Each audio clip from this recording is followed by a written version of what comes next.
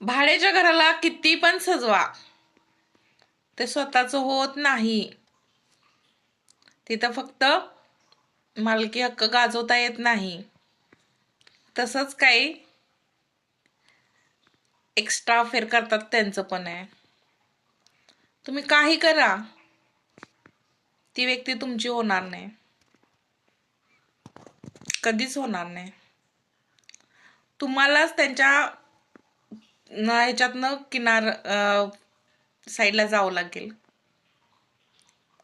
समोरची व्यक्ती स्त्री असो किंवा पुरुष असो, आपला संसार सोडणार नाही.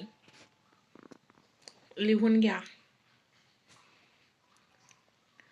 अनुभव आले असतील काय काय लोकांना, सांगा मग कमेंट मध्ये. बरोबर आहे ना? 100%